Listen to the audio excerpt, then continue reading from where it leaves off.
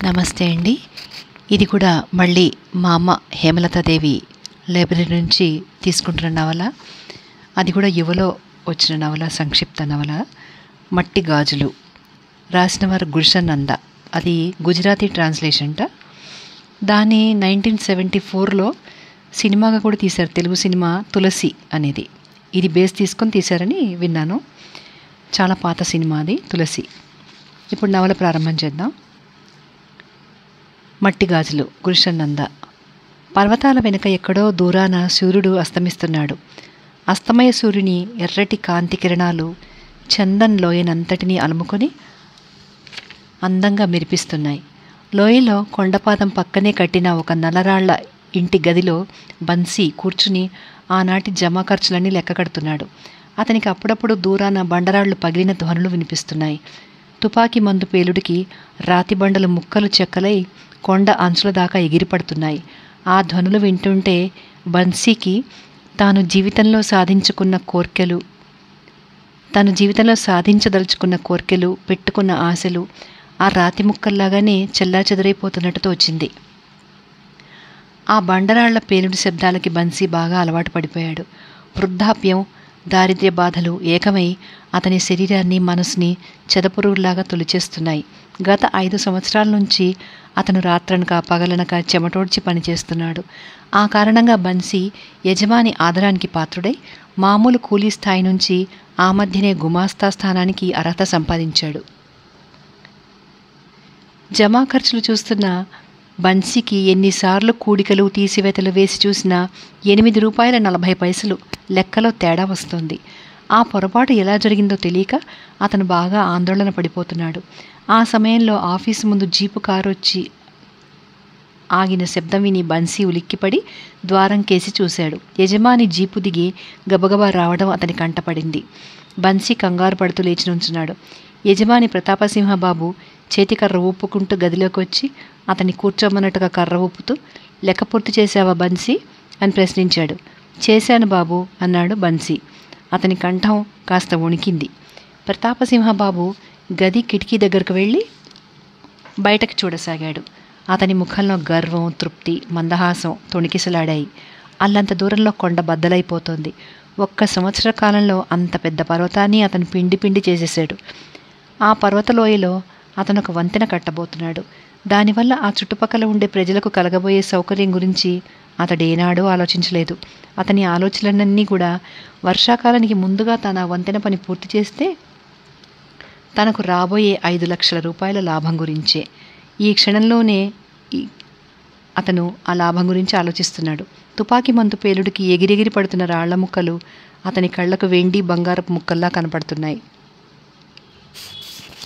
బన్సీ అడుగులో అడుగు వేసుకుంటూ యజమానిని సమీపించి జంకుతూ, సుఖియా కలువాల సంగతి ఏంటి బాబు అని అడిగాడు. ఆ ఇద్దరికి చెరో ₹5 జీతం పెంచు అని ప్రతాప్ తిరిగి కిటికీలోంచి బయటకు చూస్తున్నాడు. నాదొక మనవి ఉంది బాబు అన్నాడు బన్సీ. ఏమిటది? నా జీతం పెంచే సంగతి తమరు ఈ నెలలోనే గుర్తు చేయమన్నారు. ఓహో అలాగా. ఇలాంటి దానికి సమయం సందర్భాలు లేవాయే? నెల నెలా మీ గొంతెమ్మ కోరికలు తీర్చుతూ పోవడానికి నేనేమన్నా డబ్బు పోగేసి కూర్చున్నానా అన్నాడు ప్రతాపుడు. ఈ తాపత్రయం అంతా పిల్లల కోసం బాబు, లేకపోతే అదేం కుదరదు. ఇంత వయసు చెల్లిన వాడిని నిన్ను ఉద్యోగంలోంచి తీసేయకుండా ఉంచినందుకు సంతోషించు, తెలిసిందా అన్నాడు ప్రతాపుడు. బన్సీ ఏదో చెప్పబోయాడు కానీ గొంతు పెగల్లేదు. దాదాపు 3 నెలల పాటు ఆలోచించి ఇవాళ యజమానిని ఈ కోరిక కోరగలిగాడు. కానీ అది నీటి బూడగలా పేలిపోయింది. ప్రతాపసింహుడు మరికొద్ది కాలం కిటికీ దగ్గరే నిలబడి తర్వాత గిరుక్కున వెనుదిరిగి బన్సీ మోహమైనా చూడకుండా గది నుంచి బయటకు పోయి జీప్ ఎక్కాడు. బన్సీ కిటికీ దగ్గరకు పోయి నిలబడి దూరంగా పెద్ద ధ్వనులు చేస్తూ పగిలిపోతున్న కొండరాళ్లకేసి చూడసాగాడు. 1-2 నిమిషాలు గడిచిపోయాయి. అంతలో మంగులు గదిలోకి వచ్చి పెద్ద గొంతుతో బన్సీ బాబాయ్ అని పిలిచాడు. బన్సీ ఉలిక్కిపడి వెనక్కి తిరిగి చూసి, నువ్వా మంగులు, రారా అన్నాడు హీనస్వరంతో. మంగులు అతని ముందుకు వచ్చి నిలబడి, ఏమిటి బాబాయ్ అంత ఇదిగా ఆ పగిలే రాళ్లకేసి చూస్తున్నావు అని ప్రశ్నించాడు. ఆ తుపాకీ మందు రాళ్లను చిన్నాభిన్నం చేస్తుంటే నా బతుకంతా కూడా బీదతనం ముక్కలు ముక్కలుగా చేసినట్లుగా అనిపిస్తోంది అన్నాడు బన్సీ కళ్ళనీళ్లు మంగులు చూడకుండా తల పక్కకి తిప్పుకుంటూ. ఏదో కవిత్వం, ముసలాడికి ఇవాళ మనసు బాగున్నట్లేదు అనుకుంటూ మంగులు ఖాతా పుస్తకాలన్నీ సర్ది కట్టకట్టసాగాడు. వాటిని రోజు రాత్రిపూట యజమాని ఇంటికి ఎత్తుకుపోయి మళ్ళా ఉదయాన్నే తెచ్చి బన్సీకి ఇస్తూ ఉంటాడు అతను. మర్నాడు కూలీలకు జీతాలిచ్చే రోజు. కూలీలంతా వరుసగా నిలబడ్డారు. జీతం డబ్బులతో జేబులు గలగలాడతాయి అనే ఉత్సాహంతో ఉన్నారు వాళ్ళందరూ. కానీ బన్సీ కంగారుగా జేబులు తడుముకుంటూ టేబుల్ సొరుగులు విసుగ్గా లాగి చూస్తూ నానా హైరాణ పడిపోతున్నాడు. ఏమిటి బాబాయ్, ఒకే గొడవ పడిపోతున్నావు అని వరుసలో నుంచిన ఒక కూలీ బన్సీని అడిగాడు.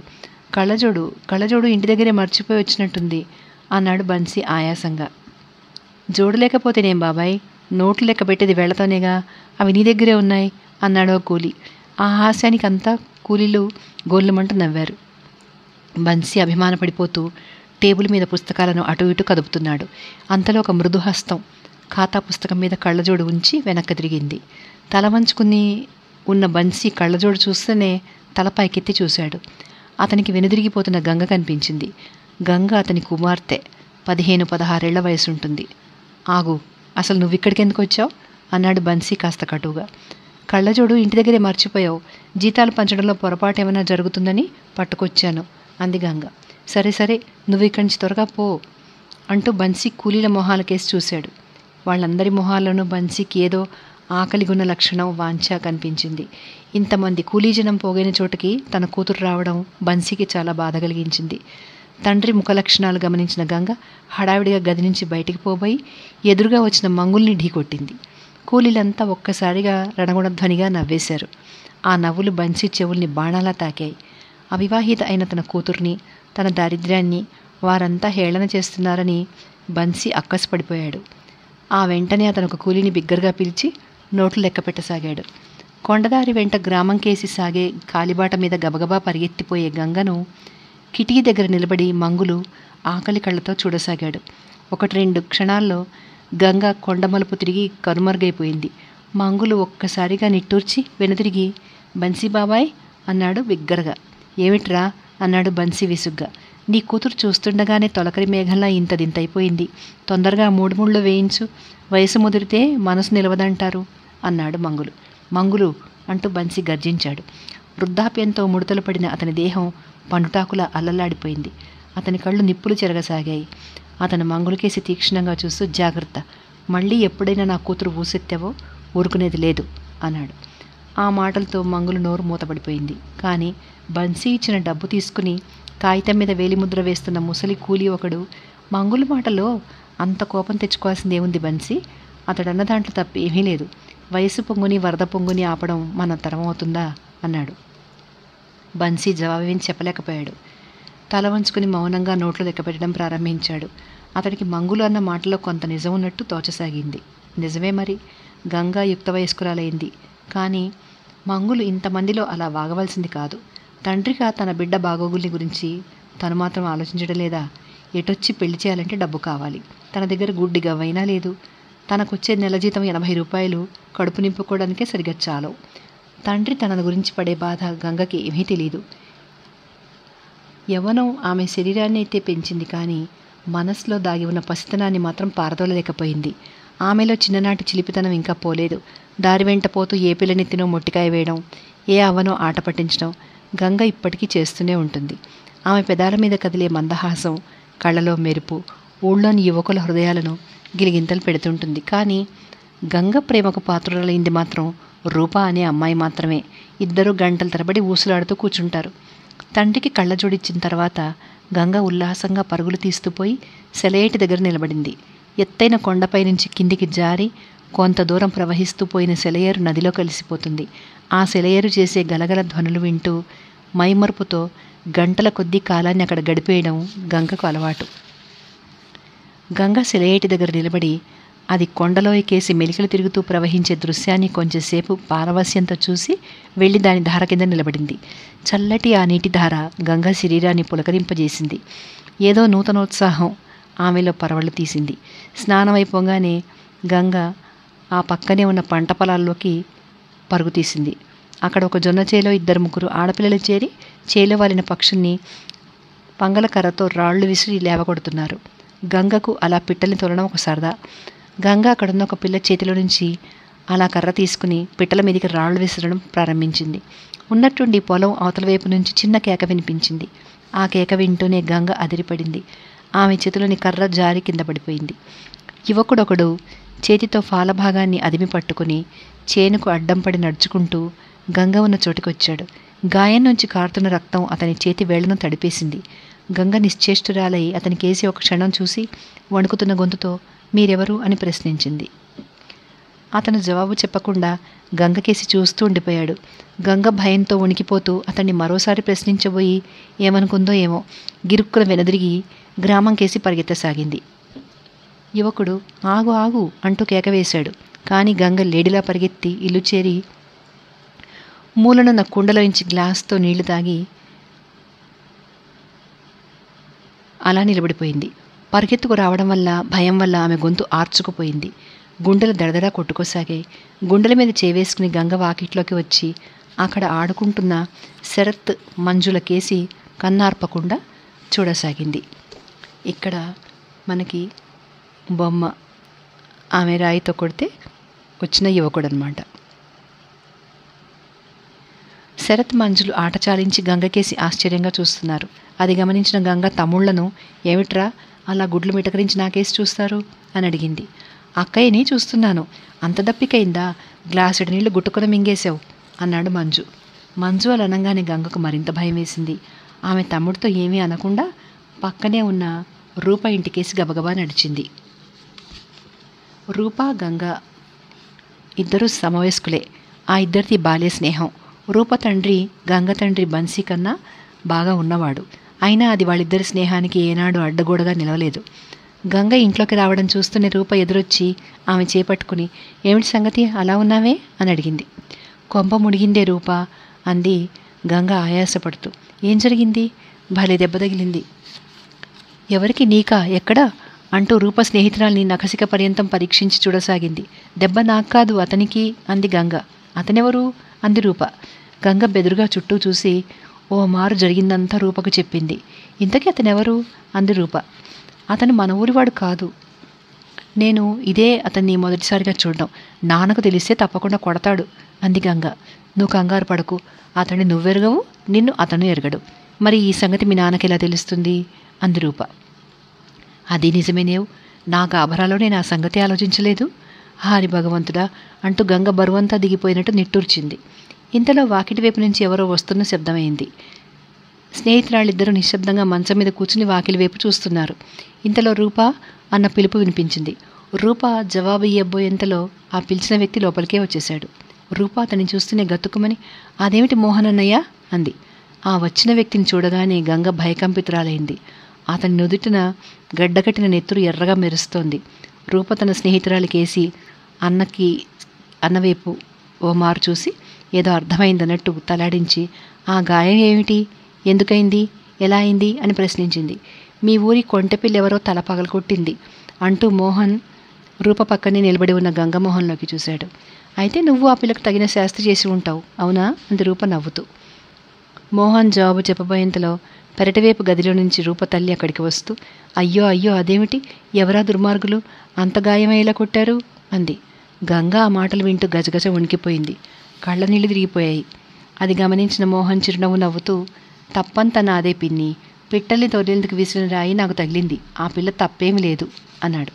ఈ ఊరి ఆడపిల్లల సంగతి నీకు తెలియదురా బాబు, కాస్త అందమైన మొహం కనబడిందేమో దిష్టి తగిలింది అంటూ రూపతల్లి కూతురుకేసి తల తిప్పి అలా గుడ్లప్ప చెప్పి చూస్తావే, వెళ్ళి పొయ్యి మీద నీళ్లు పెట్టు, కాపు వేద్దాం, నెత్తురు బాగా కారిపోలేదు కదా బాబు అంది. లేదు పిన్ని అన్నాడు మోహన్.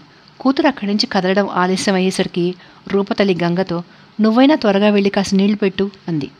గంగ వెళ్ళిపోగానే మోహన్ పిన్ని ఈ గంగ ఎవరు అని అడిగాడు. మన పొరుగింటి పిల్ల, చాలా నిదానస్తురాలు, రూపది దాంది ఒకటే ప్రాణం అనుకో అంది రూపతల్లి. పావుగంట తర్వాత గంగ వేడినీళ్ల గిన్నెతో రూపతల్లి మోహన్ ఉన్న చోటికి వచ్చింది. రూపతల్లి గంగతో ఈ అబ్బాయి ఎవరో కాదు, మా అక్కయ్య కొడుకేనే గంగ అని చెప్పింది. గంగ తలొంచుకుని గిన్నెను రూపతల్లికిచ్చి వెనక్కి తిరగబోయేంతలో ఆమె గంగను ఆగమని చెప్పి నువ్వు కాస్త ఈ నీళ్లతో అబ్బాయి గాయానికి కాపు పెట్టు, నేను ఇప్పుడే పాలు కాచి తీసుకొస్తాను అని గంగకు తిరిగి గిన్నె ఇచ్చి గదిలోకి వెళ్ళిపోయింది. గంగ ఏం చేయడానికి తోచక గిన్నె అలా పట్టుకొని నిలబడిపోయింది. మోహన్ మంచం మీద కూర్చుని అలాగే చూస్తున్నాడు. గంగ కొంచెంసేపు తటపటాయించి చివరికి గుండెదిటవు తెచ్చుకొని మోహన్ను సమీపించి వణికే చేతులతో వేడి నీటిలో ముంచిన బట్టను మెల్లగా నుదుటిపై ఉంచింది. అబ్బా మెల్లగా అంటూ వేడికి తట్టుకోలేక మోహన్ మూలిగాడు. గంగ చప్పున అతని నుదుటి మీద నుంచి బట్ట తీసి కొంచెం ఆగి మళ్ళీ అద్దింది. ఒకసారి అతను చిత్రంగా చూసి, ఇది తమాషాగా లేదా? నువ్వే కొట్టావు, నువ్వే చికిత్స చేస్తున్నావు అన్నాడు. గంగ అవమానంతో కుంగిపోయింది. కానీ అక్కడి నుంచి పారిపోయేందుకు అవకాశం లేదు. ఆమె నేల చూపులు చూస్తూ బట్టను మరోసారి వేడి నీళ్ళలో ముంచి అతని నుదుటి గాయం మీద గట్టిగా అద్దింది. మోహన్ ఆ వేడికి తట్టుకోలేక గట్టిగా పళ్ళు బిగించి కళ్ళు మూసుకున్నాడు. రాత్రి బాగా పొద్దుపోయింది. గంగ నడిమింట కూర్చుని లాంతరు ఒత్తి పైకెత్తి ఇంత పొద్దుపోయినా ఇంటికి రాని తండ్రిని గురించి ఆలోచించసాగింది. శరత్, మంజులు ఇద్దరు హాయిగా నిద్రపోతున్నారు. గంగ వాళ్ళిద్దరి మీద దుప్పటి కప్పింది. నిద్రిస్తున్న తమ్ముళ్ళ అమాయకమైన ముఖాలు చూడగానే ఆమెలో వాత్సల్యం పొంగులువారింది. చనిపోయే ముందు తల్లి కొడుకులిద్దరినీ గంగకే అప్పచెప్పిపోయింది. ఆఖరి క్షణాల్లో తల్లి అన్న మాటలు గంగకు గుర్తొచ్చాయి. అమ్మా గంగ, ఇవాళ నుంచి ఈ నోరు లేని పసివాళ్లకు నువ్వు అక్కవే కాదు, తల్లివి కూడా. తల్లి జ్ఞాపకం రావడంతో గంగ కళ్ళు చెమర్చాయి. కొంగుతో కళ్ళు తుడుచుకునేంతలో వాకిటి దగ్గర శబ్దమైంది. గంగ తలెత్తి చూసింది. బన్సీ లోపలికొస్తూ పలకరించాడు. గంగ లేచి తండ్రిని సమీపించి, నీకు 100 ఆయుష్ నాన్న అంది. నా సంగతి ఆలోచిస్తున్నావా అమ్మా అన్నాడు బన్సీ. అవునా అన్న అంటూ గంగ తండ్రి ఇచ్చిన కోటు, టోపీ తీసుకుంది. శరత్, మంజు నిద్రపోయినట్టున్నారే అన్నాడు. ఇప్పటిదాకా మేల్కొనే ఉన్నారు, నువ్వెంతకీ రాకపోయేసరికి నిద్రపోయారు అంది గంగ. 4 రోజుల నుంచి కాస్త పెందరాలే ఇంటికి వద్దామని ప్రయత్నిస్తున్నాను తల్లి, కానీ ఎంతకీ పని తెమిలితేనా అన్నాడు బన్సీ. ఈ మధ్య నువ్వు మరీ చిక్కినట్టు కనబడుతున్నావు, 4 రోజులు సెలవు పెట్టకూడదా అంది గంగ. సెలవా? బాగా చెప్పావు. నా బతుకు మిగిలింది ఈ పనొక్కటే. సెలవు పెడితే ఎలాంటి చిక్కులు వస్తాయో తెలియదు అన్నాడు బన్సీ నిస్పృహగా. చిక్కులేంటి? అసలు ఈ డబ్బు పోగు చేసుకున్న వాళ్ళందరివి కూడా రాతిగుండెలు. వాళ్ళు 2 రోజుల పాటు పెళ్ళాం బిడ్డలు విడిచి ఉంటే తెలుస్తుంది అంది గంగ విసుగ్గా. పాపం మన యజమానికి అలాంటి అదృష్టం లేదు. ఆయనకి పిల్లలు లేకపోగా భార్య కుంటిది. ఏదో ప్రమాదంలో ఒక కాలు తెగిపోయింది ఆవిడకి అన్నాడు. గంగ మనసు చివుక్కుమంది. ఆ తర్వాత ఆమె ఆ సంగతి వదిలేసి తండ్రికి అన్నం పెట్టింది. బన్సీ భోజనం ముగించి చేకడుకుంటూ ఉండగా రూపతల్లి మోహన్ని వెంబడి పెట్టుకుని అక్కడికి వచ్చింది. మోహన్ను చూడగానే గంగ తలుపు చాటుకు వెళ్ళిపోయింది. రూపతల్లి బన్సీకి మోహన్ను పరిచయం చేస్తూ, మోహన్ మా అక్క కొడుకు, పట్నం నుంచి వచ్చాడు అని చెప్పింది. బన్సీ మోహన్ కేసు చూస్తూనే, అరే అదేమిటి, నుదుటి మీద దెబ్బ తగిలినట్టుంది అన్నాడు. మోహన్ తలుపు చాటు నుంచి తొంగి చూసిన గంగవైపు ఓ మారు చూసి, దెబ్బ తగిలింది అన్నాడు చిరునవ్వు నవ్వుతూ. గట్టి దెబ్బే తగిలిందన్నయ్య, ఎవరో మన ఊరి పిల్లే రాయి విసిరిందిట అన్నది రూపతల్లి. ఇంకే, మోహన్ రొట్టె నేతిలో పడింది అన్నాడు బన్సీ నవ్వుతూ. అదేంటన్నయ్య అంది రూపతల్లి అర్థం కాక. నీకు జ్ఞాపకం లేదుటమ్మా, నేను కుందన్ కలిసి ఈ ఊరు మొదటిసారిగా వచ్చినప్పుడు నీళ్ల బావి దగ్గర ఒక గడుసు పిల్ల కుందన్ చెంప చెళ్ళుమనిపించింది. తర్వాత కుందన్ ఆ పిల్ల మెళ్ళలోనే తాళిబొట్టు కట్టాడు అన్నాడు. చాలే ఊరుకో అన్నయ్య అంటూ రూపతల్లి సిగ్గుపడిపోయింది. కుందన్ ఆమె భర్తే. మోహన్, బన్సీలు గొడవగా నవ్వేశారు. తండ్రి మాటలు విన్న గంగ మనసులో ఒక మధురభావం కలిగింది. రూపతల్లిని, మోహన్ని వరండాలో కూర్చోబెట్టి బన్సీ ఏవేవో కబుర్లు చెప్తున్నాడు. మర్నాడు ఉదయం నది నుంచి నీటి కడవ భుజాన పెట్టుకుని ఊరికేసి వస్తున్న గంగ కాలిబాట పక్కనున్న చెట్లలోంచి వచ్చే మురళీనాదం విని టక్కున ఆగిపోయి అటుకేసి చూసింది. నాదం ఆగిపోయింది. ఆమె తిరిగి బయలుదేరేంతలో మళ్ళీ అదే మురళీధ్వని. గంగ ఆ పాడేవాళ్ళు ఎవరై ఉంటారా అనుకుంటూ చెట్లను సమీపించేంతలో చెట్ల చాటు నుండి మురళి చేత పట్టుకుని మోహన్ గబగబా వచ్చి నిలబడ్డాడు. గంగ అతన్ని తప్పుకుపోవాలని ప్రయత్నించింది, కానీ అతను దారికి అడ్డుగా ఉన్నాడు. 1-2 క్షణాల నిశ్శబ్దం తర్వాత మోహన్, పిల్లంగోరు పాటలంటే నీకు చాలా ఇష్టం అనుకుంటాను అన్నాడు. అని గంగ అడ్డంగా తలాడించింది. అలా అయితే ఆ పాట వినబడగానే చెట్ల దగ్గరికి ఎందుకు వచ్చావు అన్నాడు. నేను తొందరగా ఇంటికి పోవాలి, దారిన పోయే ఆడపిల్లల్ని అటకాయించడం మా ఊరి మర్యాద కాదు అంది గంగ. అవునులే, పొరుగురి మగపిల్లల తలకాయలు బద్దలు కొట్టడం మీ ఊరి మర్యాద అన్నాడు మోహన్. జరిగిపోయిన పొరపాటుకు నేను చాలా బాధపడుతున్నాను. ఆ రాయి విసింది నేనే అని మీ పిన్నితో ఎందుకు చెప్పలేదు అన్నది గంగ. మోహన్ ఆమె కళ్ళలోకి చూస్తూ, ఇది తీయటి బాధకు కారణమైంది కనుక చెప్పలేదు. అది సరే గంగ, ఈ నుదుటి గాయం 4 రోజుల్లో మానిపోతుంది. హృదయంలో నువ్వు చేసిన గాయం జీవితాంతం వరకు మానేది కాదు కదా అన్నాడు. గంగకు ఏమనాలో పాలుపోలేదు. 1-2 క్షణాలు మౌనంగా ఊరుకొని హఠాత్తుగా చెయ్యెత్తి దాపులను ఒక పొదకేసి చూపుతూ పాము పాము అంది గట్టిగా. మోహన్ గిరుక్కున వెనుదిరిగి పొదకేసి నడిచాడు. ఇంతలో గంగ భుజాన కడవతో ఊరికేసి పరిగెత్తసాగింది. ఆ పరిగెత్తడంలో కాలికి ఎదురుదెబ్బ తగిలి ఆమె కింద పడటం, మట్టి కడవ ముక్కలైపోవడం, బట్టలని తడిసిపోవడం క్షణాలమే జరిగిపోయాయి. మోహన్ అది చూసి తన కేసి వచ్చేంతలో గంగ లేచి గబగబా ఊరు చేరింది. ఆ తర్వాత మధ్యాహ్నం వేళ గంగ మరో కడవతో నదికిపోయి మంచినీళ్ళు తెచ్చుకుంది. ఆ జరిగిన సంగతి రూపతో చెప్పేందుకు గంగకు పగలంతా వీలు దొరకలేదు. రాత్రికి ఆమె ఇంటికి వచ్చినప్పుడు గంగ ఆ ఉదయం జరిగిన సంగతంతా చెప్పింది. అంతా విన్న రూప మొహం అదోలా పెట్టి, ఇంతకీ మా మోహన్ అన్నయ్య నీ కంటికి ఎలా కనబడతాడే గంగ అని అడిగింది. మనిషి బాగానే ఉంటాడు, మనసే చెడ్డది అంది గంగ. ఓహో, నీకు మనుషుల మనసులోని మంచి చెడులు తెలుసుకునేంత తెలివొచ్చిందన్నమాట. ఇప్పుడే పోయి మా అన్నయ్యతో నువ్వన్న మాటలు చెప్తానుండు అంటూ రూప తన ఇంటికి పరిగెత్తింది. ఆమె నడవదాటి మోహన్ కోసం చూసేంతలో వంటగదిలో నుంచి తల్లి మోహను ఇద్దరు మాట్లాడుతున్న మాటలు వినిపిస్తున్నాయి. నువ్వు జీవన్ని ఎరుగుదు కదా పిన్ని అన్నాడు మోహన్. వాడేగా నీ చిన్ననాటి స్నేహితుడు అంది రూపతల్లి. అవును వాడే, వాడిప్పుడు డాక్టర్ అయ్యాడు. నువ్వు సరేనంటే మన రూపకి సంబంధం కుదుర్చుతాను. వాడికి వేరే ఆస్తిపాస్తులు కూడా ఉన్నాయి అన్నాడు మోహన్. దానికి నేను సరే అనడం ఏమిటి, అది నీ చెల్లెలు, నీ ఇష్టమైన వాడి చేతిలో పెట్టు అంది రూపతల్లి.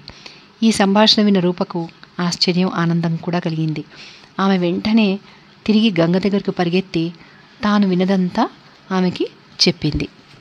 ఇక్కడ గంగ రూప వాళ్ళిద్దరూ మాట్లాడుకోవడం, పాతకాలం బొమ్మలు. ఆ మర్నాడు పండగ రోజు. అందరూ స్నానానికి పోతున్నారు. గంగ కూడా నదికి పోవాలనుకుని రూప కోసం వెళ్ళింది. రూప వరండాలో గాజుల సెట్టి ముందు కూర్చుని గాజులు తొడిగించుకోబోతుంది. ఆమె గంగ రావడం చూసి సంతోషంగా, సమయానికి వచ్చావు, ఏ రంగు గాజులు వేయించుకోమంటావు చెప్పు అంది. గంగ గాజుల మలారాలు పరీక్షిస్తున్నంతలో రూప సెట్టిని ఈ రంగు గాజులు బాగుంటాయా అంటూ ఒక మలారంలోని గాజులు చూపించింది. భేషుగ్గా ఉంటాయి, ఈ గాజులు వేయించుకోవడమే ఆలస్యం, అటు పందిట్లో బాజాలు మోగుతాయి అన్నాడు శెట్టి నవ్వుతూ. గదిలోంచి బయటకు వస్తున్న మోహన్ ఈ మాటలు విని పక్కున నవ్వాడు. గంగ అదిరిపడి తడబడే మాటలతో రూప నువ్వు నదికి స్నానానికి వస్తావా అని అడిగింది. వస్తాను, ముందు గాజులు వేయించుకొని అమ్మ ఇంట్లో లేదు, రాగానే బయలుదేరదాం అంది రూప. ఎప్పటికొస్తుందో, మరీ పొద్దుకితే నేను రాను అంది గంగ. అంత తొందరగా ఉంటే పో అంది రూప. గంగ లేవబోయింది. రూప ఆమె చేపట్టుకుని నువ్వు గాజులు వేయించుకోవా అని అడిగింది. ఓహో, ఎందుకని? ఎందుకు వేయించుకోవు? ఇలాంటి కనబడినవన్నీ వేయించుకునేందుకు నా దగ్గర ఖజానా ఏం లేదు అంది గంగ విసుగ్గా. నా దగ్గర లేదు, అన్నయ్య చెప్పాడని వేయించుకుంటున్నాను, కావాలంటే నువ్వు కూడా వేయించుకో అంది రూప. ఓహో వద్దు, పరాయి వాళ్ళ డబ్బులతో గాజులు వేయించుకోవడం నాకు ఇష్టం ఉండదు అంటూ గంగ లేచి తన ఇంటికేసి వెళ్ళిపోయింది. గంగ అన్న మాటలు మోహన్ మనసును బలంగా తాకాయి. పరాయి వాళ్ళ డబ్బుతో అనే మాట. గంగ నదికి స్నానానికి వెళ్ళే వేళకి అక్కడ జనం పలచబడిపోయారు. గంగ అందరూ మామూలుగా స్నానాలు చేసే ప్రదేశానికి కొంచెం దిగువగా పోయి నదిలో దిగింది. చల్లటి నీటితో స్నానం చేయడం మొదలుపెట్టింది. అరగంట తర్వాత స్నానం ముగించి గంగ నదిలో నుంచి ఒడ్డుకు వచ్చింది. పొడి బట్టలు కట్టుకునేందుకు పొదవైపు వెళుతోంది. పొడి బట్టలు కట్టుకొచ్చి గట్టు మీద తాను లోగడ పెట్టిన హారతి పళ్ళెం అందుకోపోయింది గంగ. ఒక క్షణకాలం స్తబ్దురాలైపోయింది. పళ్ళెం పక్కనే పచ్చ గడ్డి మీద కొన్ని రంగురంగుల గాజులు పడి ఉన్నాయి. వాటికేసి ఒక క్షణకాలం చూసి గంగ హారతి పళ్ళెం తీసుకుని బయలుదేరబోయేంతలో వెనక నుంచి ఆ గాజులు తీసుకోవా గంగ అన్న మాటలు వినిపించాయి. గంగ ఆగి తల తిప్పి చూసింది. మోహన్ చెట్ల చాటు నుండి బయటకు వచ్చి ఆమెను సమీపించాడు. గంగ జవాబు చెప్పేందుకు భయపడిపోయింది.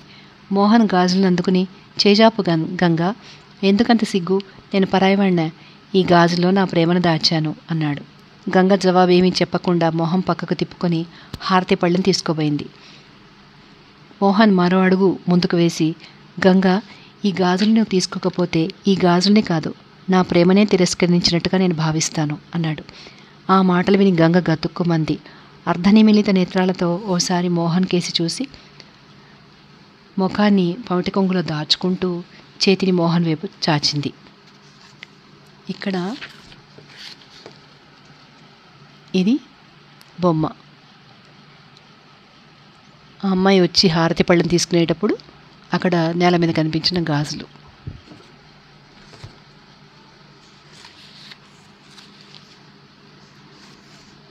మోహన్ ఒక్కటొక్కటిగా గాజులన్నింటినీ గంగ చేతులకు తొడిగాడు. ఇది ఆ బొమ్మ.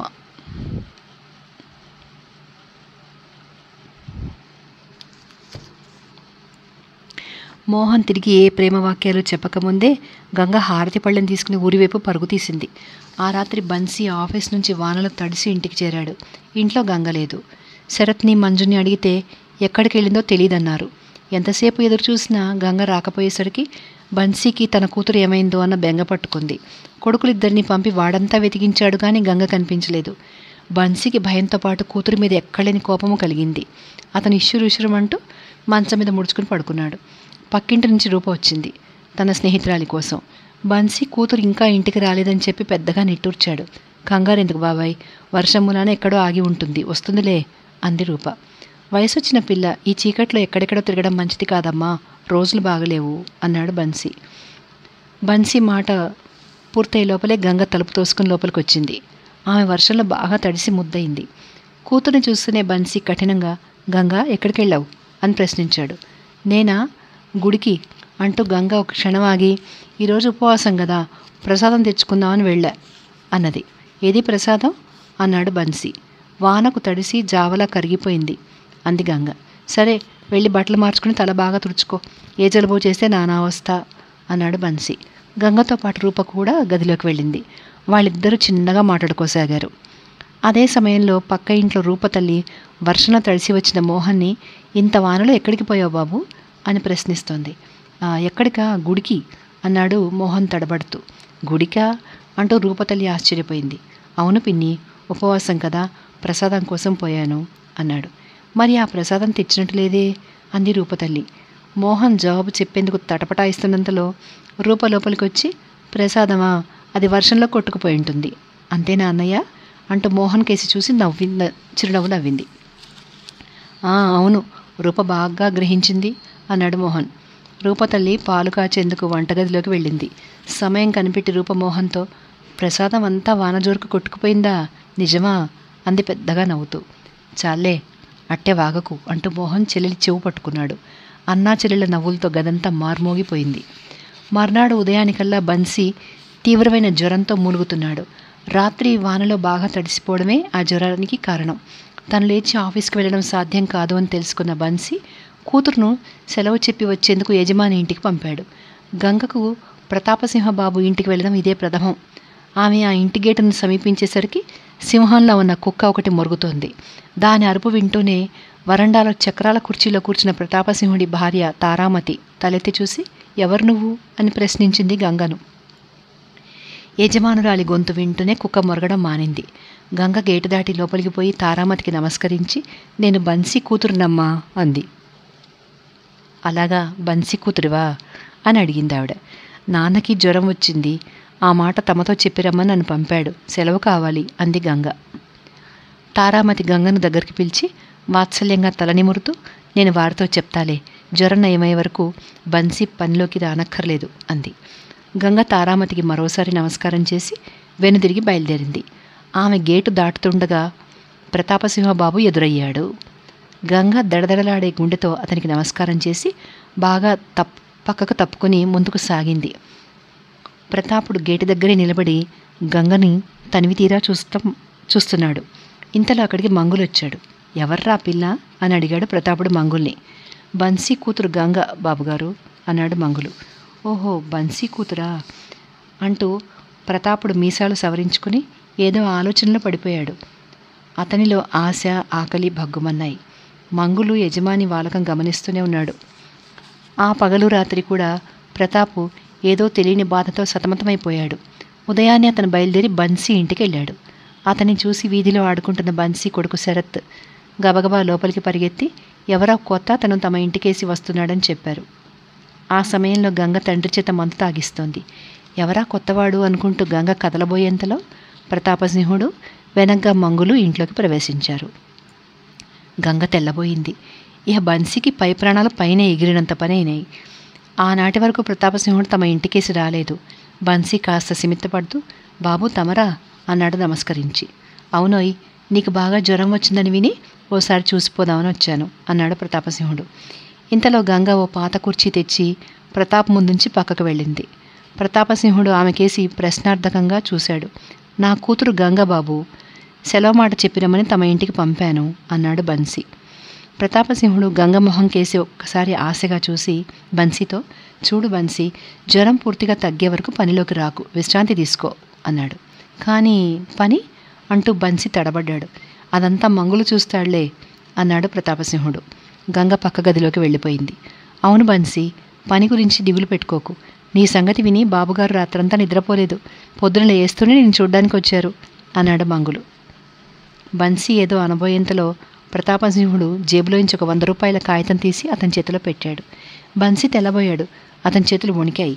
అది గమనించిన ప్రతాపుడు, ఉంచబోయి, మందు మాకులు కొనేందుకు పనికొస్తుంది అన్నాడు. బన్సీ తన యజమానిలో దయ అనేదాన్ని చూడడం ఇదే మొదటిసారి. కానీ అతనికి అంత మొత్తాన్ని దానంగా పుచ్చుకోవడం ఇష్టం లేదు. ప్రతాపసింహుడు అతని మనోభావాన్ని గుర్తించిన వాడిలా, సందేహించకు, ఈ 100 రూపాయలు నీ జీతం నుంచి కొంచెం కొంచెంగా మినహాయించుకుంటాలే అన్నాడు. అంతలో గంగ గదిలో నుంచి షర్బత్ గ్లాస్తో వచ్చింది. యజమాని తమపై చూపుతున్న ఆదరానికి ఆమె మనస్సు కృతజ్ఞతాభావంతో నిండిపోయింది. ప్రతాపసింహుడు ఆమె అందించిన షర్బత్ తాగుతూ ఆమెనే తనివితీరా చూస్తూ తన్మయుడైపోయాడు. కృష్ణాష్టమి పండగ దినాన బన్సీ పెందరాళే ఆఫీస్ నుంచి ఇంటికొచ్చాడు. అతని ఇంట్లో అడుగు పెడుతూనే గోడవారగా ఆనించి ఉన్న పళ్ళ బుట్టలు, మిఠాయి గంపలు చూసి అమితాశ్చర్యపడ్డాడు. ఇంతలో గంగ అక్కడికి వచ్చి, ప్రతాప్ బాబు గారు పంపారు నాన్న అని చెప్పింది. పంపారా? లోగడ ఏనాడు అయినా ఇలా పంపింది లేదే అన్నాడు బన్సీ. ఏమో, ఈ సంవత్సరం కాంట్రాక్టుల్లో బాగా లాభం వచ్చిందేమో అంది గంగ అమాయకంగా. బన్సీకి అంతా అయోమయంగా ఉంది. కోటు విప్పి గంగకిచ్చి అతను ఆలోచనలో మునిగిపోయాడు.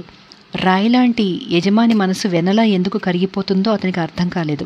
స్వయంగా ఇంటికి రావడం, 100 రూపాయలు ఇవ్వడం, జీతం పెంచుతానని మాట ఇవ్వడం, పండగ నాడు సెలవు, పళ్ళు, మిఠాయిలు. బహుశా దీనికి అంతటికీ కారణం యజమానురాలేమో అనిపించింది బన్సీకి. ఆమె గంగను చూసినప్పటి నుంచి పిల్లల క్షేమం సంగతి అడుగుతూనే ఉంది. అమ్మగారు నన్ను ఇంటికి రమ్మని కబురు చేశారు, వెళ్ళనా నాన్న అంది గంగ. బన్సీ ఆలోచన నుంచి బయటపడి, వెళ్ళక తప్పుతుందా అమ్మా అన్నాడు సంశయిస్తూ. తండ్రి అనుమతి సంపాదించిన గంగ ప్రతాపసింహుడి ఇంటికి వెళ్ళింది. ప్రతాపుడి కుంటి భార్య తారామతి గంగను యోగక్షేమాలు అడిగి కబులలో పెట్టింది. గంగ ఆమెకు బత్తాయి పండు ఒలిచిస్తుండగా ప్రతాపుడు వాళ్ళున్న గదిలోకి వచ్చి గంగను చూస్తూనే, తారా, ఈ మధ్య నీకు పనులు చేసి పెట్టడానికి ఒక మనిషి కావాలన్నావు కదా అన్నాడు. అవును, కావాలి అంది తారామతి. అందుకు ఈ బన్సీ కూతురు ఎలా ఉంటుందంటావు అన్నాడు ప్రతాపుడు. పిల్ల మంచిదే, కానీ బన్సీ ఒప్పుకోవద్దు అంది తారామతి. బన్సీ ఎప్పుడైనా నా మాట కాదన్నాడా? అతనికి డబ్బు చేదా ఏం? ఇటు నీ కోరిక తీరుతుంది, అటు బన్సీకి 4 డబ్బులు చేతికొస్తాయి అంటూ ప్రతాపసింహుడు మరోసారి గంగను నఖసిక పర్యంతరం పరీక్షగా చూసి బయటకు వెళ్ళిపోయాడు. ఇది జరిగిన మర్నాడు మంగులు బన్సీ ఆఫీస్లో ఒంటరిగా ఉండడం చూసి అతని పక్కన చేరి ఒక బీడీ ముట్టించి బన్సీకి ఒకటిచ్చాడు. బన్సీ బీడీ ముట్టించి, మంగులు, ఒక మాట అడుగుతా, నిజం చెప్తావా అన్నాడు. ఏమిటది అన్నాడు మంగులు. యజమానికి ఉన్నట్టుండి నా మీద ఇంత దయగలిగిందేమిటి అని అడిగాడు బన్సీ. ఆయన ఎప్పుడు దయాగుణం గలవాడే బాబాయ్ అన్నాడు మంగులు. ఓహో, నేను నమ్మను అంటూ బన్సీ తల అడ్డంగా తిప్పాడు. అది సరే కానీ ఈ సంగతి విన్నావా బాబాయ్ అన్నాడు మంగులు. ఏ సంగతి? ప్రతాప్ బాబు గారి పెళ్లి సంగతి. నిన్న నేను అక్కడ ఉండగానే తారామతి అమ్మగారు బాబుగారిని మరో పెళ్లి చేసుకుని ఆస్తికి వారసుల్ని కనమంటోంది అని చెప్పాడు మంగులు. నిజమే, డబ్బుంది, వయసుంది, పిల్లలు లేరాయే. అమ్మగారు కూడా బలవంతం చేస్తుంటే ఇక ఎలా తప్పుతుందిలే అన్నాడు బన్సీ పరధ్యానంగా. మంగులు కొంచెం ఆగి, గంగకి ఎక్కడైనా సంబంధం చూసావా అని ప్రశ్నించాడు. లేదు అన్నట్టు బన్సీ తలాడించాడు. నా ఎరుకలో ఒక సంబంధం ఉంది బాబాయ్. సరేనన్నావంటే గంగ బతికినన్నాళ్ళు మహారాణిలా బతుకుతుంది అన్నాడు మంగులు. దానికి అంత అదృష్టం ఎక్కడుందిలే అన్నాడు బన్సీ నిస్పృహగా. మంగులు గట్టిగా బీడి దమ్ములాగి బన్సీకి కొంచెం దగ్గర జరిగి, గంగ అదృష్టవంతురాలు కాకే, పెళ్లి కొడుకు మరెవరో కాదు, మన ప్రతాప్ బాబు గారే. నువ్వు అంటే చాలు, ఆయన ఒప్పుకుంటారు అన్నాడు. మంగులు అంటూ గర్జించాడు బన్సీ. అతను నిలువెల్లా వణకసాగాడు. కళ్ళు చింతనిప్పులైనాయి. నోట మాట పెగలక మంగులు కేసి రౌద్రమూర్తిలా చూస్తూ గది నుంచి బయటకు పొమ్మన్నట్టు సైగ చేశాడు. తాను బీదవాడే కావచ్చు, కటిక దరిద్రుడే అయి ఉండొచ్చు, కానీ ధనం కోసం కూతుర్ని అమ్ముకునేంత నీచుడు సిగ్గుమాలినవాడు మాత్రం కాదు. రాత్రి బన్సీ ఇంటికి వచ్చేసరికి గంగ వరండాలో కూర్చుని కూనిరాగం తీస్తూ బియ్యం చెరుగుతోంది. తండ్రి రావడం చూస్తేనే ఆమె బియ్యం చేట కింద పెట్టి తండ్రి అందించిన కోటు తీసుకుంటూ, నాన్న, నేను ఇవాళ ఎక్కడికెళ్ళొచ్చానో తెలుసా అంది ఉత్సాహంగా. ఊహు అన్నాడు బన్సీ ఏదో ఆలోచిస్తూ. తారామతమ్మ గారి దగ్గరికి. అమ్మగారు అన్న మాట వింటూనే బన్సీ అద్దరిపడి కోపంగా కూతురుకేసి చూశాడు. గంగ అది గమనించక, ఆమె గారు నన్ను తన దగ్గర పనిచేయడానికి ఉండమంది అన్నది. నువ్వేమన్నావు అన్నాడు బన్సీ కఠినంగా. నాన్నని అడిగి చెప్తానన్నాను. మంచి పని చేసావు. నువ్వెవరి దగ్గర నౌకరీ చేయనవసరం లేదు. నీ తండ్రి ఇంకా బతికే ఉన్నాడు అన్నాడు బన్సీ. తండ్రి ఎందుకనో కోపంగా ఉన్నాడని గంగ గ్రహించింది. బహుశా ఇవాళ పని ఎక్కువగా ఉందేమో అనుకుంది. అందుకని అతన్ని సంతోషపరచాలనుకుని గంగ గదిలోకి వెళ్ళి ఒక పట్టుచీర తెచ్చి తండ్రికి చూపుతూ, అమ్మగారు ఇచ్చారు నాన్న అంది అమాయకంగా. చీర చూస్తూనే బన్సీ ఆవేశంతో ఊగిపోతూ, ఈ రకం దాన ధర్మాలు మనకు అక్కర్లేదు అంటూ గంగ చేతిలోంచి చీర లాక్కుని బయటకు విసిరేశాడు. గంగ భయంతో వణికిపోయింది. నేను తీసుకోనన్నా నాన్న, అమ్మగారు బలవంతం చేసి మీ తండ్రి వద్దనడలే, నేను చెప్తాగా తీసుకో అంటూ ఇచ్చారు అంది గంగ కళ్ళనీళ్లు పెట్టుకుంటూ. కూతురి కళ్ళనీళ్లు చూస్తూనే బన్సీ చెలించిపోయాడు. ఆమెను ఆప్యాయంగా దగ్గరకు తీసుకుని గద్గద స్వరంతో, వద్దమ్మా, నా కంఠంలో ఊపిరుండగా నువ్వు దాస్యం చేయడం, దానాలు పుచ్చుకోవడం జరగదు. నేను రాత్రింపగళ్ళు నిద్రాహారాలు లేకుండా పనైనా చేస్తా, కానీ నా తల్లిని మాత్రం శ్రమ పెట్టను అన్నాడు. 2 రోజుల తర్వాత మోహన్ పట్నం ప్రయాణం పెట్టుకున్నాడు. అక్కడ అతనికి ఒక పంచదార ఫ్యాక్టరీలో ఉద్యోగం అయింది. అతను ఆ సాయంత్రం బయలుదేరిపోతున్నాడనగా ఆ ఉదయం నుంచే గంగకు పుట్టెడు దిగులు పట్టుకుంది. ఉదయం నుంచి ఆమె ఇంటి పనేమీ ముట్టుకోలేదు. మోహన్ లేకుండా నేను ఎలా బతకగలను అన్న భావం గంగను విచారంలో ముంచెత్తసాగింది. మోహన్ వెళ్లే ముందు అతన్ని కలుసుకునే అవకాశం ఆమెకు చిక్కేలా కనపడలేదు. మోహన్ కూడా అదే అనుకున్నాడు. ఇద్దరి అవస్థ గమనించిన రూప ఆ మధ్యాహ్నం ఒకరినొకరు నది దగ్గరకు వచ్చి కలుసుకోమని తనకు చెప్పినట్లుగా మోహన్తో గంగతో చెప్పేసింది. స్నేహితురాలు ఇలా చెప్పగానే గంగ బిందె తీసుకుని నది దగ్గరికి పోయింది. కొంచెం వెనక మోహన్ కూడా బయలుదేరాడు. నదీ తీరంలోని చెట్లలో ఇద్దరు కలుసుకున్నాక రూప ఆడిన నాటకం ఇద్దరికీ అర్థమై ముసిముసి నవ్వులు నవ్వుకున్నారు. ఇది ఆ పిక్చరు. వడ్డాది పాపయ్య గారి బొమ్మలు.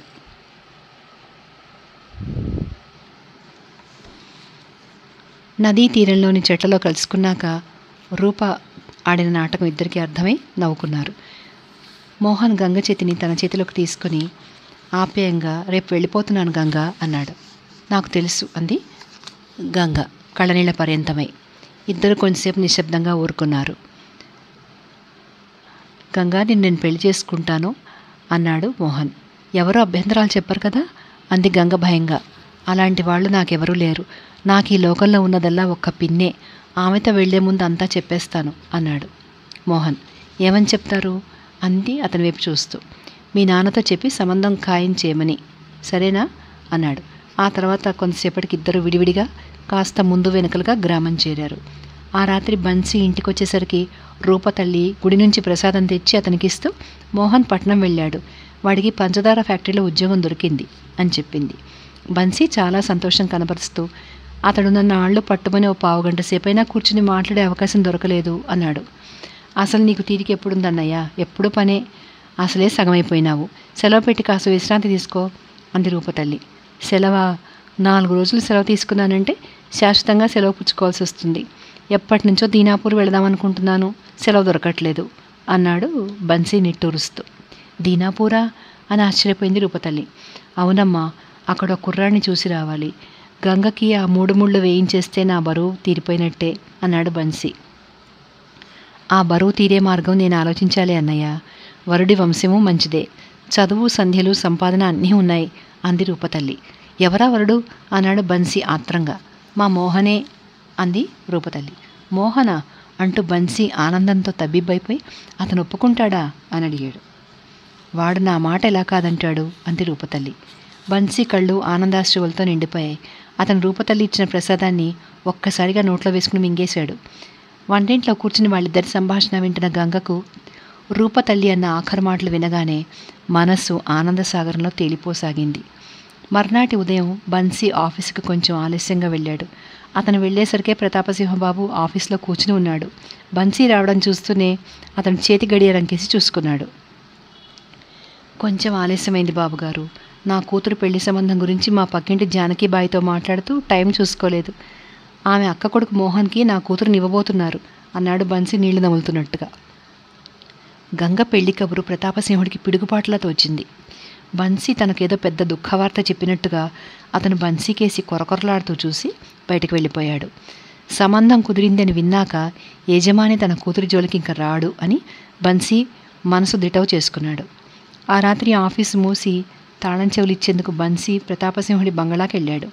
తారామతి పుస్తకం చదువుకుంటుందల్లా దాన్ని మూసి, ఏం బన్సీ ఇలా వచ్చావు అని అడిగింది. బన్సీ తాళపు చేతుల్ని ఆమెకిస్తూ, బాబుగారు ఎవరో ఆఫీసర్ని కలుసుకునేందుకు పట్నం వెళుతున్నట్టు చెప్పారు, అందుకని తాళం చెవులు తమకిచ్చేందుకు వచ్చాను అన్నాడు. తారామతి తాళం చెవులు అందుకుని, బన్సీ, గంగను నా పనిపాటలు చేసి పెట్టేందుకు ఉంచుకోమంటున్నారు ఆయన అంది. అమ్మగారు, మీ దయకు చాలా సంతోషం. క్షమించండి, గంగకు సంబంధం కుదిరింది. కుర్రవాడు పరువు ప్రతిష్టలున్న కుటుంబం వాడు. గంగ నౌకరీ చేసిందని తెలిస్తే అంటూ ఆగాడు బన్సీ. అలాగా, ఆ సంగతి నాకు తెలీదు. వివాహం నిశ్చయం అనుకున్నాక పిల్లను ఎక్కడ నౌకరీ చేయించడం మంచిది కాదు అంది తారామతి. బన్సీ ఆమెకు నమస్కరించి ఇంటి దారి పట్టాడు. లోయంతా చీకటిమయంగా ఉంది. కాలిబాట పక్కనున్న రాళ్ల మీద చెట్ల మీద మిణుగురు పురుగులు మెరుస్తున్నాయి. బాగా తెలిసిన దారి కావడంతో బన్సీ చకచకా నడుస్తున్నాడు. అతడలా కొంత దూరం నడిచి ఆఫీస్ ఉండే ఇంటి పక్కగా కొంత దూరం పోగానే ఆ పక్కనే ఉన్న గోడౌన్ షెడ్లోంచి సన్నని వెలుగు బయటపడుతూ అతని కంటిని ఆకర్షించింది. గోడౌన్ తలుపులు మూసి లైటు ఆర్పేయడం మర్చానా అనుకుంటూ బన్సీ గోడౌన్ వైపు నడిచాడు. గోడౌన్కు అల్లంత దూరంలో ఉన్న రాళ్లగుట్ట దగ్గరికి చేరేసరికి హఠాత్తుగా గోడౌన్ తలుపులు తెరుచుకుని ఒక స్త్రీ బయటకు వచ్చింది. లైటు వెలుగులో బన్సీ ఆమెను గుర్తించాడు.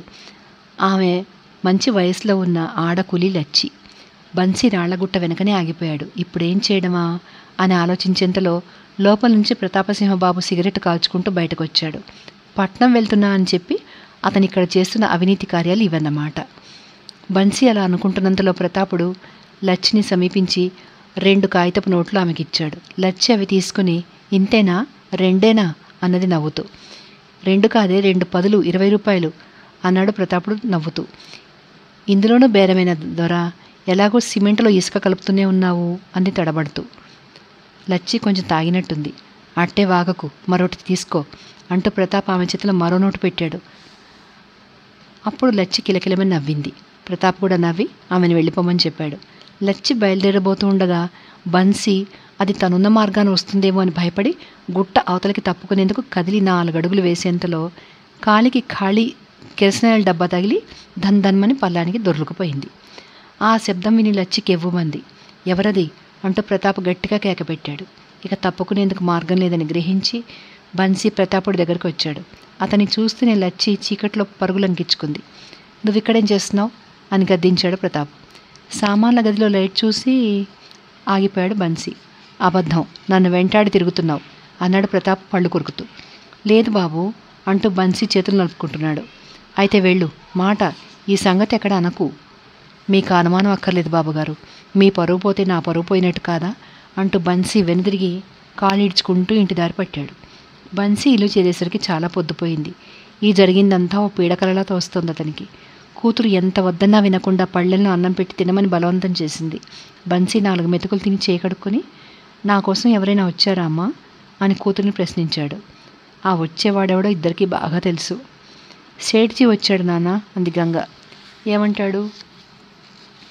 డబ్బు, అతనికి మరేం పనుంది? సరే, రేపు కలుసుకుని మాట్లాడతాలే అన్నాడు బన్సీ దిగులుగా. తప్పకుండా పోయి మాట్లాడిరా నాన్న, అతని ఇంటికి వచ్చి గొడవ పెట్టుకోవడం ఏమీ బాగలేదు అంది గంగ. సరే సరే అన్నాడు బన్సీ. అతని మనసులో సేట్తో ఎలా మాట్లాడాలో ఏం మాట్లాడాలో అన్న ఆందోళన మొదలైంది. పని ప్రారంభించేందుకు గంట కొట్టి అరగంటైనా కూలీలెవరూ పనిలోకి దిగలేదు.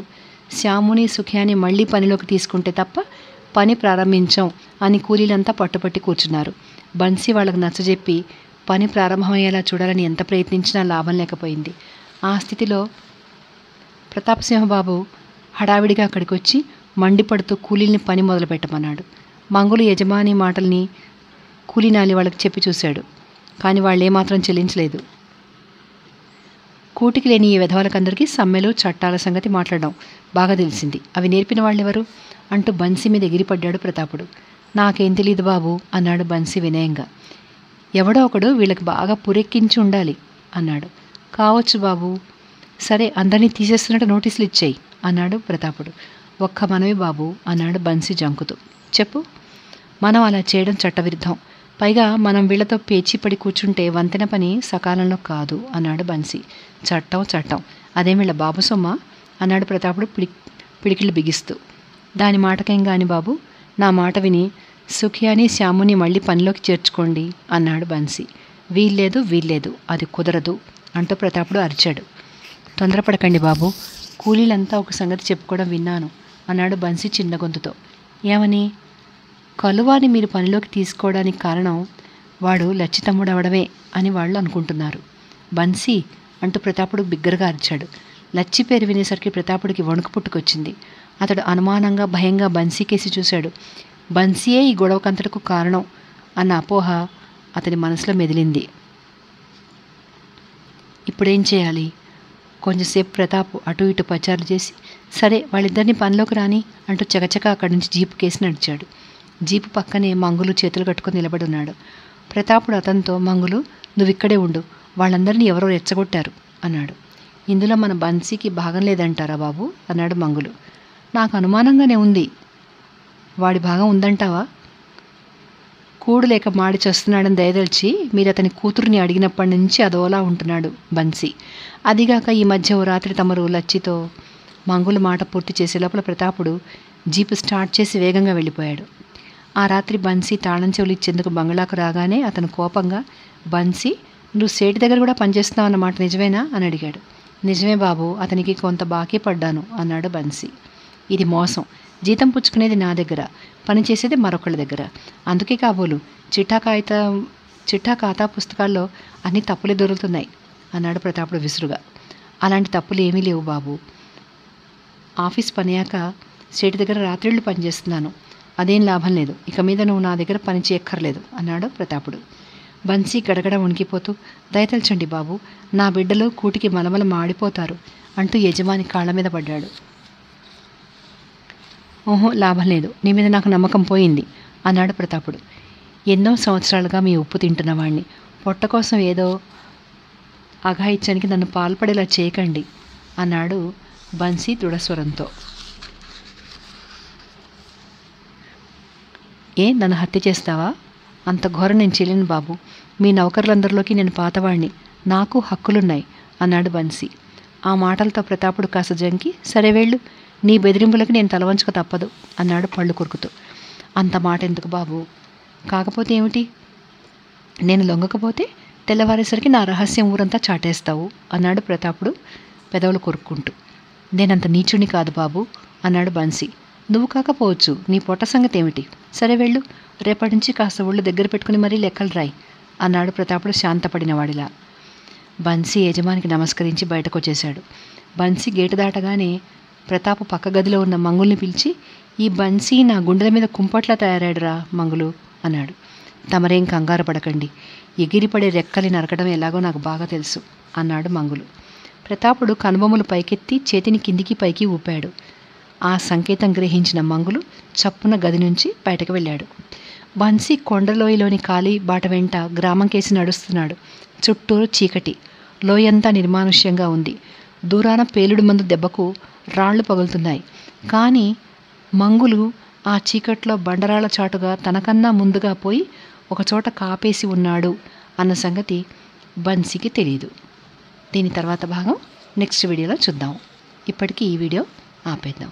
Thank you.